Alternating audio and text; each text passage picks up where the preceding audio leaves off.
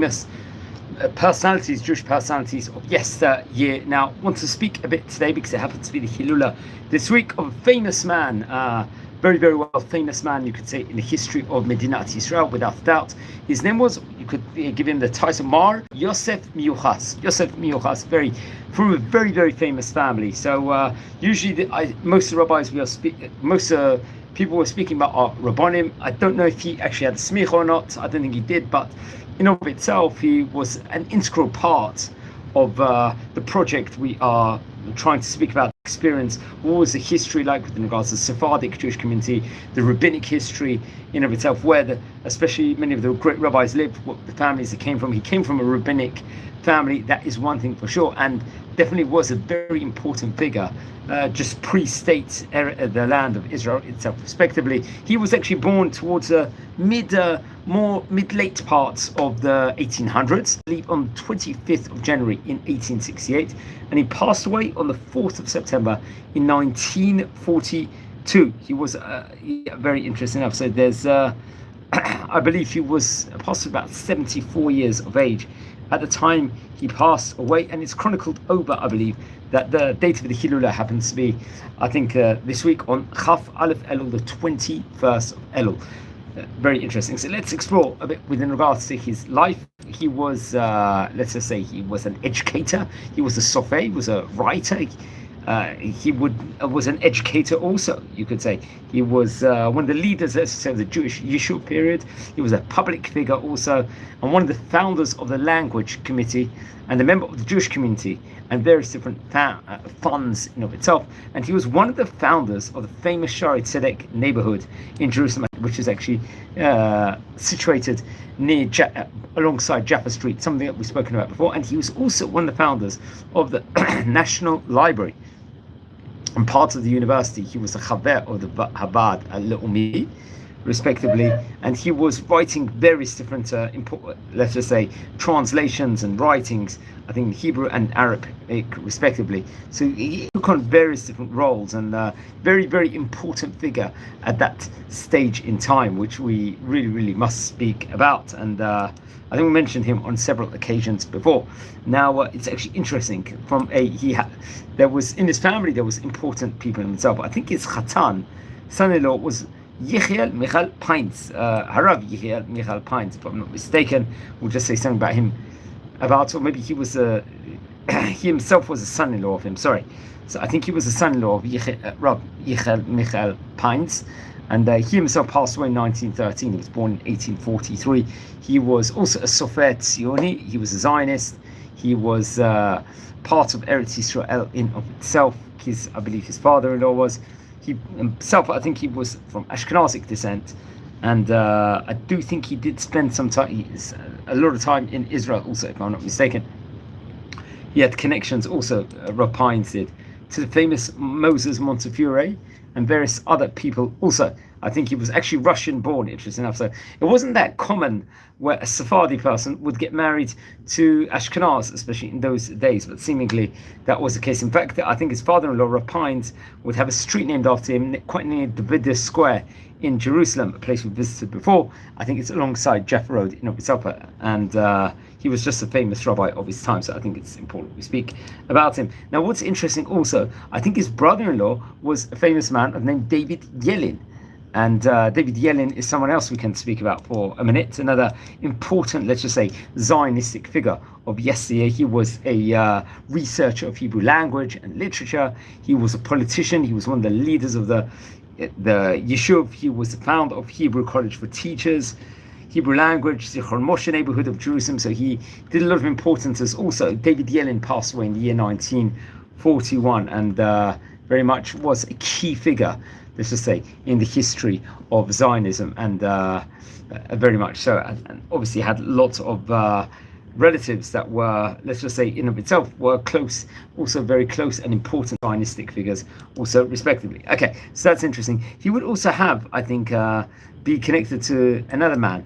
I think his name was Aryeh Feigenbaum. I hope I pronounced his name correctly.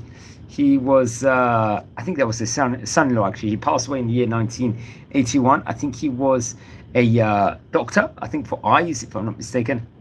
He was one of the founders of the Agudat Rofim Ivrit, and had also various different important, let's say, Zionistic roles in of itself. I think that was his son-in-law, interesting enough, and he was definitely an academic, and another important, let's just say, figure of itself. So that's very interesting. So so that's also an important thing. So I think that was, just to confirm, I think, just to go back to it, that Ari Fingerbaum was very much connected to him. He was to Yosef Meyuchas. So that also we have to point out, which is very, very interesting. Okay, so let's continue over there. And okay, so I think Yosef Meyuchas was the oldest brother of 4 boys. He was born obviously in 1868 in Jerusalem. He came from great heritage. His father's name was Rachamim and his mother's name was Mazal. And the family itself, the Miuchas family, is a very famous rabbinic Sephardic family, respectively. I think they came from to Eretz Yisrael from Izmir, so that many of them were prominent rabbis in Izmir.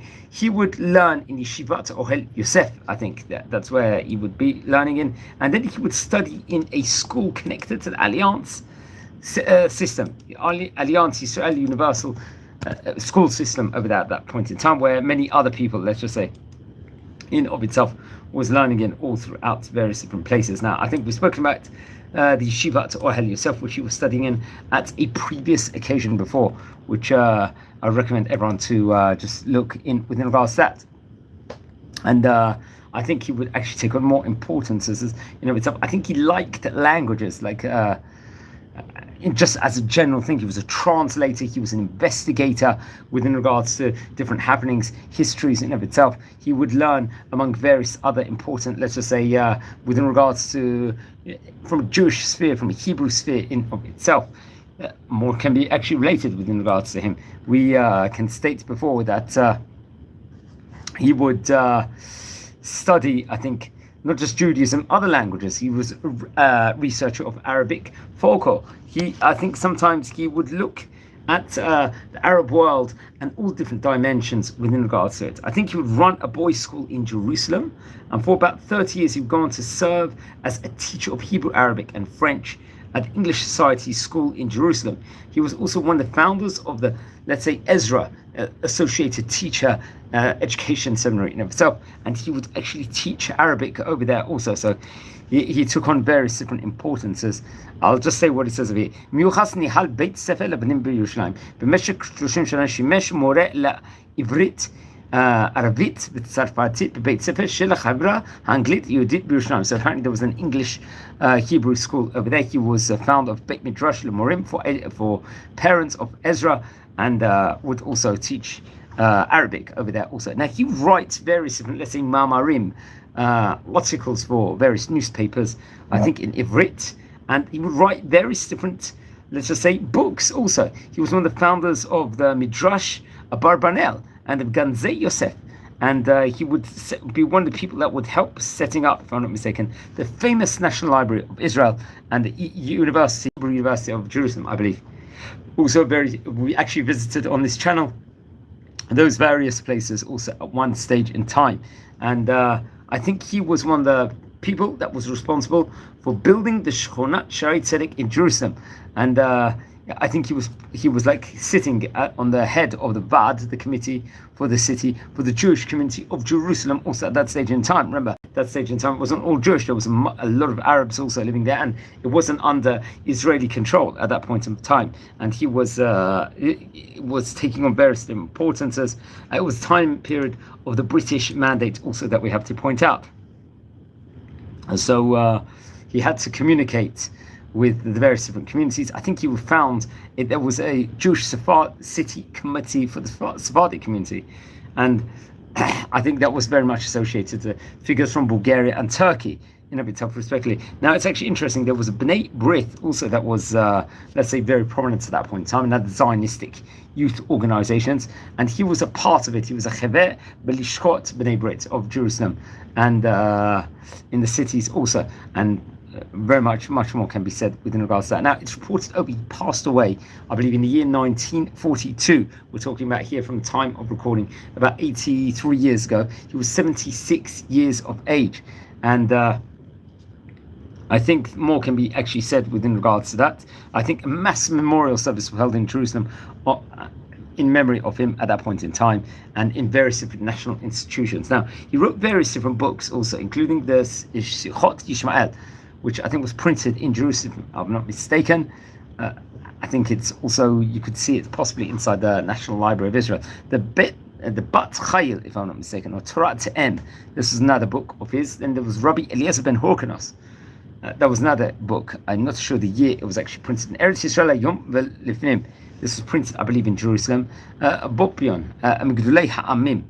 Now, I think this was part of a book, if I'm not mistaken. I'm not too sure, I need more clarity. Halichot Olam o Pri Tarbot.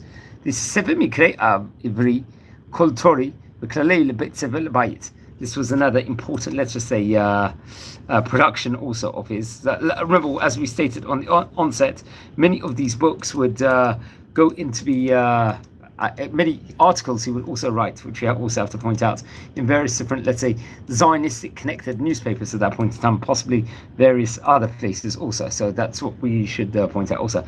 Among more books that he actually wrote was Yaldei Erev, I believe, which was put in 3 volumes. I think that was printed itself in Tel Aviv, I think around 1927, 1929 time period. Haplachim, Chayei Haplachim, Basho. בתקופת התנ"ך והתלמוד.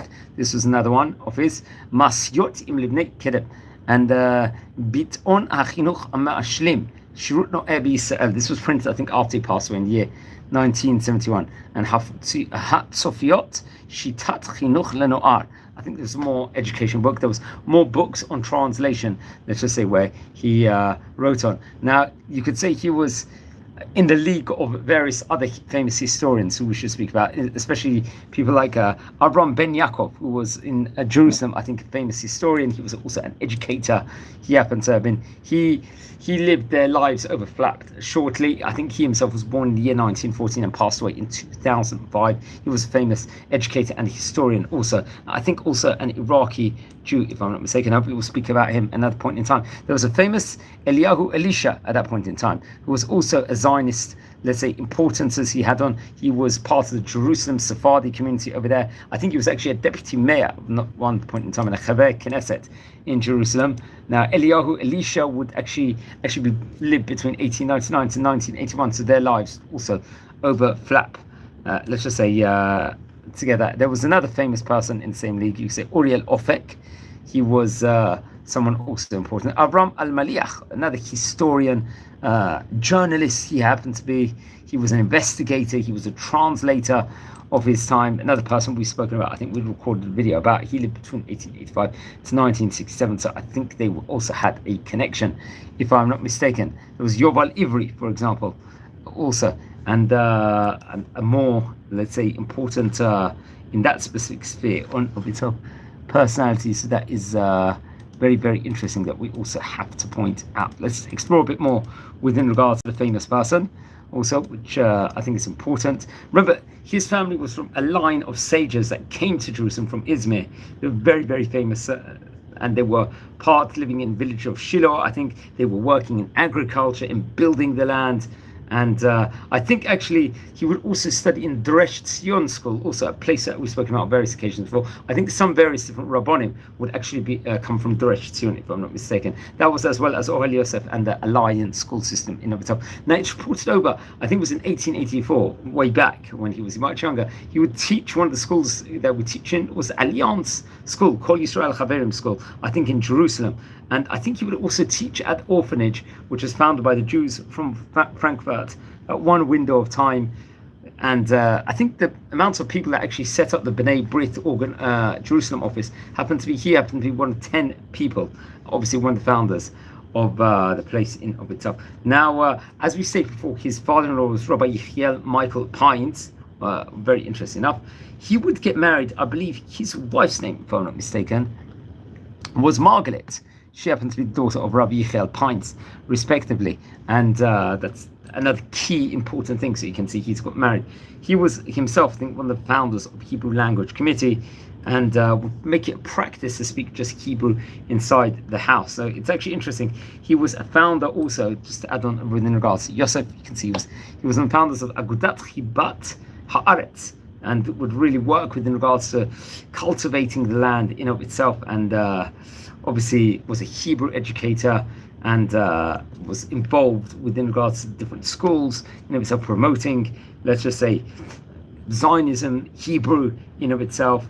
I think he would teach Hebrew, Arabic, and French at the Evelina de Rothschild School, if I'm not mistaken. That was another place that he would be, and would would teach in Talmud Torah of Sephardic community also over there, and so on and so forth. I think it's reported over that, I think it was during the First World War, that David Yellen, his brother-in-law, was deported to Damascus. At that stage in time, he would actually replace him as a director of the teacher seminary and a member of the American Relief Committee, if I'm not mistaken. I think later on, I think it was around the year 1919, just to add on, he was appointed the manager of the Beit Sefer Lebanim, as we stated before. This was another important position, and was an educator there in various different languages, as we've said on the outset over here inside this video over here. More importances he would take on. Obviously, he was writing a lot of articles in the Hebrew press, authoring many books, as we stated before, and he would work hard to collect all different documents stating over what the Sephardic traditions were, and customs. Encourage Sephardic studies for people who immigrated to Israel to study what was the traditions and customs of the parents and the elders of the traditions, let's just say, in of itself. So obviously, he was being one of the founders of the Abarbanel Library and the Genzei Yosef and the National Library of Jerusalem. From an academic and let's just say a knowledge and educational point of view, he was on a very high sphere in of itself, respectively. I think he did suffer from an illness before he did pass away, and he was buried in Jerusalem, it was reported over. So he was buried in Jerusalem. As we said before, some of the books include the Masiot im Lebnei Kedem. This was on Masiot Minhagim of the Sephardi Jewish community in Egypt and Mizrach. HaPlachim, as we said before, also was one of the books in Sichat Yishmael, respectively. Let's explore a few of the highlights from the books now, including Melamed Sipuri Ha'avot Nizkakim Leperush Hachai Shel Chaye HaPlachim. Now this comes from, I believe, the book, the Plachim, if I'm not mistaken, which was, I think, also on Tanakh and the Talmud. This was printed in 1937. Another teaching, Melamed Sipuras Vazkinot Hem Bechinat Aveda She'ina Chozeret. This was another thing from, I think, Masiot Im Lebnei Kedem. This was, I think, on the 12th page, respectively. Melamed Shakarat Shechanenu Hitana Rishon Itkadmut Ba'arzenu. This came from, I think, the book, I think, was printed in 1942, around the time period that passed away. Remember, I think that was actually featured in a newspaper article. One last teaching of it. Melamed Minhag Kadum Shechovesh Beit Asurim Eino Megale Sa'aro. This was another teaching of his. So he was a very famous person at that point in time. He was a Zionistic figure, without doubt. He was a historian. He would take on importances. He had various different public roles, many different public roles also. So was definitely a champion within regards to Sephardic customs, Sephardic, let's just say, heritage in of itself, and really did make a huge impression just on the Medinat Israel and so on and so forth. So it happens to be Silula here on the 21st Elul. We're marking it over here because we really appreciate in this channel the various different works he would do on, for just as a general within regards to heritage in of itself. So that's very interesting. Now, friends, we're a community here. We love learning about famous rabbis of yesteryear, famous characters, Zionistic figures. If you descend from any of the great rabbis or personalities that we are speaking about here on this series, please send me an email. I would love to hear more information within regards to the person. Now, if you feel anyone is interested in watching any of these videos that we are recording, please share these videos to other people also, respectively, so that it can grow. Now, the good news is we are approaching nearly 7,500 subscribers onto the channel, which is a phenomenal achievement, I have to point out over there. And that's all thanks to you fantastic people out there. So help us continue to grow further and further. and let's just do more and more. I think it's just very, very important. And I think we also, on this channel, we do various other importances. We will record videos on not just famous rabbis of yesteryear, let's just say the current year. We record a special, let's just say, mini, very tiny podcast with different personality of modern era, where they will spill over some amazing wisdom for Am Yisrael for nowadays. That's another thing that we are concentrating on inside the series. We do a daily Daf Yomi tidbit also, which is something which would be interesting to many people for the modern 21st century reader, which I very much recommend everyone to look into and maybe join respectively, and so on and so forth. We also do videos on Parshat HaShavua, and let's just say, please everyone join the channel and subscribe. Wishing you all a great day and take care and Shabbat Shalom. Thank you very much.